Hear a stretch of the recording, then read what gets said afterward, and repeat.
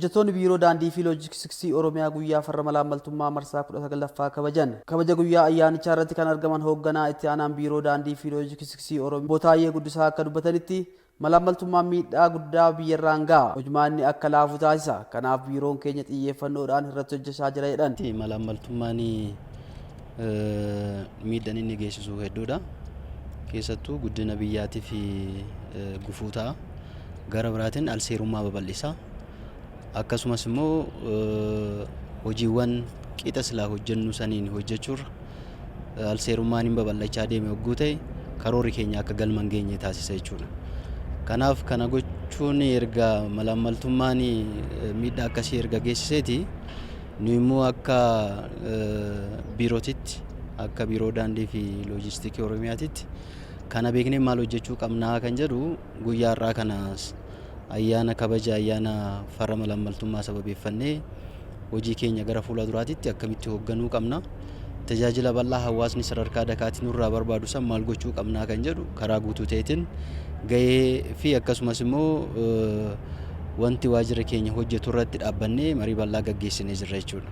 Saaxilamummaa biirichi malaamaltummaaf qabu hambisuuf qaamolee qooda fudhattoota waliin hojjechaa jirra jedhan. Piroojeektiidhaan wal qabatee rakkoon kana dura ture haala kenniisa piroojeektii keenyatiin wal qabatee akkaataa dokumentiin piroojeektoota keenyattiin dhiyaatu kana bara kana karaa guutuu ta'eetiin akka qophaa'u ragaa qulqulluu ragaa sirrii piroojeektiin sun karaa iftoomina qabuutiin ragaa isaa akka qindaa'u gooneeti kan jirru.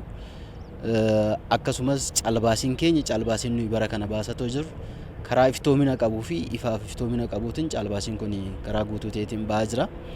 Egaa calbaasii kana baasuudhaaf kennuudhaanis wal qabatee dokumentiin qophaa'u hanga gulaaluudhaa fi hanga piroojeektiin kenname sun immoo ulaagaa maaliitiin kennamaa akka jiru dameen seeraa waajjira keenyaan jira.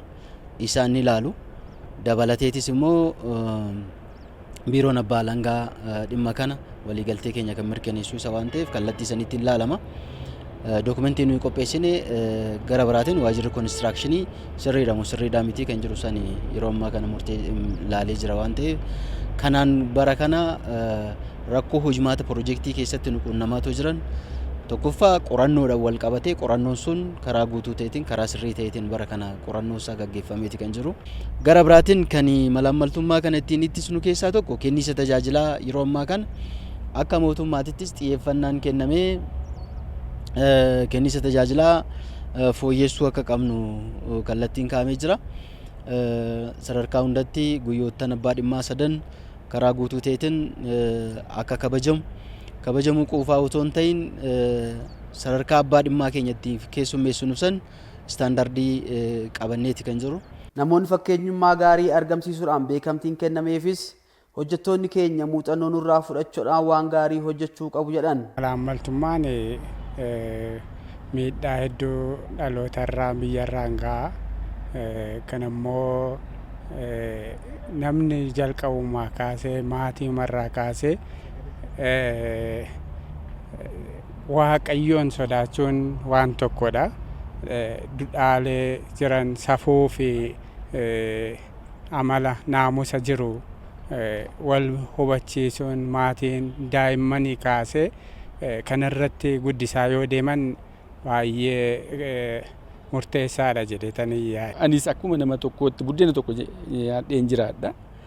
Inni baay'isee mana isaatti sassaabbatee galees inni haqa isaa fudhatee galees lafa kanarratti minaalbaata furdina foonii fi qabeenya horachuu wal caaluu danda'a malee lubbuun nuti jiraannu muraasa waan taateef haquma kana eegee haqaan han abbaa dhimmaaf malu abbaa dhimmaaf han waajjira isaaf malu waajjira isaaf han isaaf malu immoo isaaf mindaasaa jechaadha. Mootummaan kaffaleefii jira. Isa fudhatee akka hojjetu kana yoon irraa baratan ani hangafa isaaniiti ijoolleedha warri na booda jiranii innuu gammachuu kanaan gaheera nutis akka isaa taana jechuu akka baratan haqaan hojjetanii gammachuu akka qabaatan. Namni haqaan hojjete gammachuu qaba. Namni haqaa ala hojjete immoo idaa fudhatee galachaadha mana isaatti. Biirichi namoota malaammaltummaa balfuun fakkeenya ta'aniif beekamtii fi badhaasa kenne. Yaa warra cubbuun heera muruu, yaa garakkataa kiisha turuu, yaa gaamanaa gurguruu, jaalladhu jibbitu siif hin himaa, isi balaan bali yaada hamaa.